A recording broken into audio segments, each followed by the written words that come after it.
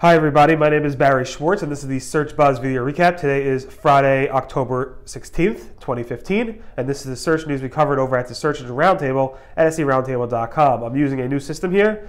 It's pretty much just my iPhone 6s mounted on a tripod, and I got this adapter I plugged into my iPhone to hopefully help you hear me better. So it's the first time I'm recording not on my old video camera, on an iPhone, and hopefully it comes out a little bit better because I'm told the quality.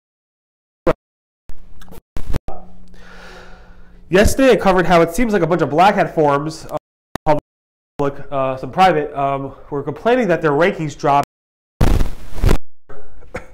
Wednesday night to Thursday morning. And those complaints are still going on. It seems like it targets. I asked Google for a comment. They have not responded to my request yet. They did tell me they're looking into it, but it seems like it might be related to and it seems like there are some ranking issues for black hats that are using certain techniques to try to game Google. Google announced towards the end of this month, Google's going to start showing iOS apps that are deploying deep links directly in the Google mobile search results. So you should start seeing your app content if you're deploying app indexing with iOS apps I'm sorry, by the end of this month, which is a really good thing. So if you are doing it, great. If not, you should definitely look into it. Again, I'm working on it. Hopefully I have something out in the next week or so. Mobile, for the first time, has surpassed desktop searches in number of volume of searches in Google worldwide. This happened this was announced back a week or so ago, but in May of this year, Google announced it specifically within several different countries, US, UK, and a bunch of other countries, but now it's actually a worldwide figure where there are more searches being done on mobile devices than on desktop. Google has finally killed off the Ajax crawling scheme proposal that they came up with back in 2009. Google has told us this month and month and month back starting in March that they're going to go ahead and deprecate it, and they finally went ahead and did that this week. They finally went ahead and announced it. So this doesn't mean that Google is not going to crawl your Ajax website. They are, but they no longer need you to hack your website using this Ajax scheme proposal they came up with in 2009 to make it possible. Now Google is pretty good at indexing and crawling through JavaScript and Ajax websites, so they're saying just use best practices, which they call progressive enhancement. This way Google could actually render your website and understand what's going on with your website. So again, the original Ajax crawling proposal, which was from 2009, is no longer valid. Definitely don't use that anymore, and move on to using just typical best practices. Wix, which is a very popular free website builder platform, has been having problems with a lot of their websites not showing up in Google's index. Sorry. Google has confirmed the issue. Google actually said that they're going to go ahead and fix the issue on their end, that Wix doesn't have to do anything. I'm not sure if it's fixed yet, but it seems like there's dozens and dozens of threads midweek complaining about Wix websites not showing up in Google, and Google says they're aware of it and they're working on fixing it.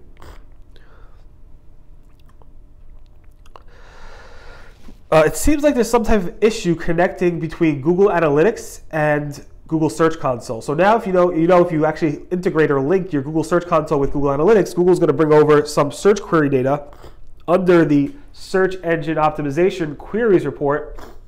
But now you'll see what's called not set. It's kind of like not provided. Google used to provide everything in terms of Google Search Console keyword data right here. And now for some reason it's saying not set. I believe it has to do with Google switching over from search queries to Search Analytics report and maybe changing the API, and maybe they forgot about this. But it still hasn't been fixed, and I'm actually waiting for a comment from Google about that as well. Sorry for my nose. Google says that duplicate content issues are different than Panda issues. The two things are completely different. Well, often what I see is that when a site has Panda issues, an SEO would recommend, hey, go ahead and remove all these duplicate content issues on your website. That would help you through Panda. Thin content is Panda, duplicate content is duplicate content. They're two different issues, and that's what Google's saying here. Google also confirmed that you might both have a manual action and a algorithmic issue with your website. So you might have Panda and thing content manual actions. You might have link scheme manual action and a penguin penalty. It might be both. And we've covered this before. I actually asked Google in the past, what is the overlap? What is the percentage overlap between websites that have penalties with manual actions and also have a algorithm issue?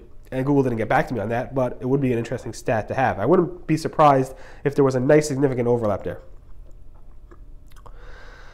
Google said when you migrate from HTTP to HTTPS, you also have to move your disavow file. If you do not move your disavow file over, Google's not going to go ahead and consider that because it's on a new domain name. So don't forget when you migrate to HTTPS to also move your disavow file. The Google Search Console is a very useful tool, and John Mueller wants to know, what do you think the content keywords report does for you? There seems there's a lot of confusion out there in the SEO space about this, so he's actually wrote a poll and a survey, basically a pop quiz, asking SEOs, fill this thing out, don't cheat, just look at it, fill it out. We want to know if you really understand what this content keywords report does, and if not, maybe they'll make it better, or maybe they'll remove it, or who knows.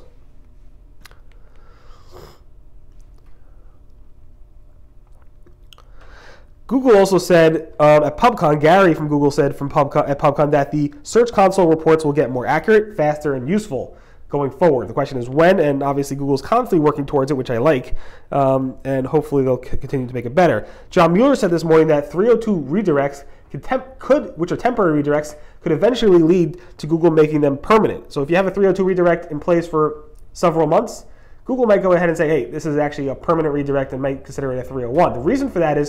The only reason for that is both 301s and 302s pass everything. But what Google shows in the search results differs. So if you have a 302 redirect, Google will show the original URL because they think it's temporary. But when you have a 301 redirect, Google is going to show the destination, the final destination URL in the search results. And now Google says if a 302 redirect is alive for a while, a long time, it's going to say, oh, we're going to treat that as a permanent redirect and go ahead and show the destination URL, the target URL. Sorry. Where was I? There's still a lot of confusion around the AdSense and the EU cookie policy, the EU cookie law. It seems like from what we're hearing in rumors across US publishers that AdSense is telling their popular US publishers that they won't go ahead and ban US publishers if they don't go ahead and implement the EU cookie law. There's still a lot of confusion around this. I'm just trying to get different reports from Google around it, but there's definitely some confusion around what's going to happen. Are AdSense publishers safe? Are they going to be in trouble, or what? And we're not exactly sure. But it seems like some AdSense publishers are telling, some AdSense officials are telling their AdSense publishers, don't worry about it.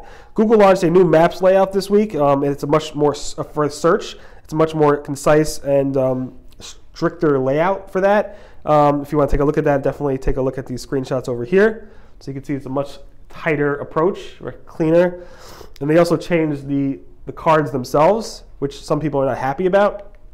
And also with that, you can actually collapse the Google search box so that it actually collapses in on Google Maps searches, which makes it obviously gives you a better view of the actual map results. So here's a GIF. You see you can actually click on this and it goes away, which gives you a more higher view of the map results. Pierre Farr from Google, who started with Google, I think about almost 4 or 5 years ago in the Google Webmaster Trends team.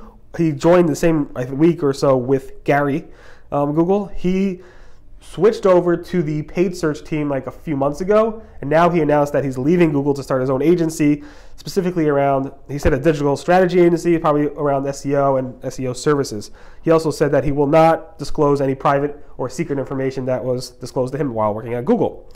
Dana Lukadu has a memorial fund for her family and friends, set up a memorial scholarship fund to help people pay, for education. So definitely, if you're in the industry, I'm sure you know Dana, and she has, now there's a memorial scholarship fund on her behalf in memory of her. So definitely go ahead and donate there. It's danasfund.org.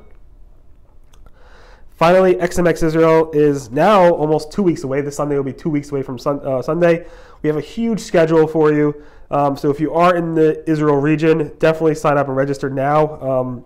It would be great if you could register now. This way I could print the badges before I actually leave to Israel and actually get all that done beforehand, and not have to like struggle to do that. But we have a great team of speakers. Gary from Google's coming. We have a person, Juan, from the manual actions team. We're actually doing a Q&A with them. It's the first time anybody's doing a Q&A with a manual actions team person. Michael Fink, who's from Google's on the Search Console team. And we have a lot of great international speakers for you, so definitely take out the schedule. And if you're in Israel, please go ahead and register soon so I don't have to struggle with the printing of the badges. In any event, thanks so much for listening to the Search Buzz video.